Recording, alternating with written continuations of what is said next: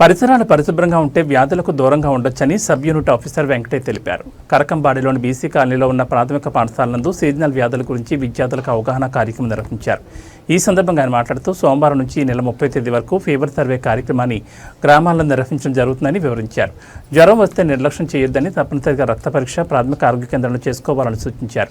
ఇంటి పరిసర ప్రాంతాల్లో మురికి నీళ్లు నిల్వ ఉండకుండా చూసుకోవాలని, నిల్వ ఉండడం ద్వారా దోమలు ఉత్పత్తి అయి డెంగ్యూ, చికెన్ గున్యా, మలేరియా, మెదడువాపు వంటి వ్యాధులు వచ్చే అవకాశాలున్నాయన్నారు. దోమల నివారణకు దోమతెరలు వాడాలన్నారు. కాచి వడబోసిన నీళ్లు మాత్రమే తాగాలన్నారు. వాతావరణంలో మార్పు వచ్చింది, అప్రమత్తంగా ఉండాలని తెలిపారు.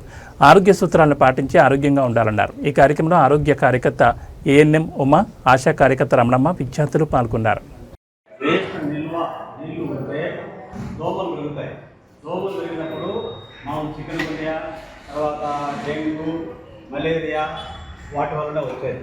కాబట్టి ఎక్కడైతే ప్లాస్టిక్ డబ్బాలు కానీ, ఫైర్లు కానీ, తర్వాత అక్కడ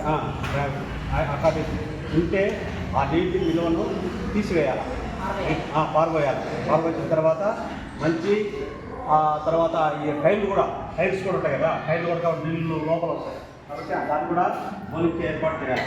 కాబట్టి తర్వాత ఏం చేయాలి? తిప్పించి ఇలా చేయాలి. మళ్ళీ ఈ చేయి ఉంది కదా, ఈ చేయి కూడా ఇలా చేయాలి. ఇలా అయిన తర్వాత పక్కన పెడితే నీరు ఉంది కదా, ఇలా పెట్టాలి. ఓకేనా?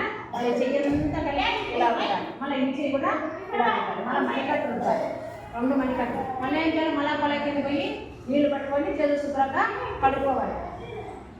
గోలు కూడా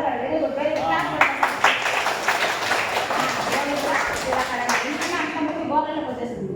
మనం ఎప్పుడెప్పుడు కడగాలి? అన్నం తినక ముందు మోషన్కి వెళ్తాం కదా, ల్యాబ్కి వెళ్తాం కదా, మనం వెళ్ళేసి వచ్చిన తర్వాత కడుక్కోవాలి.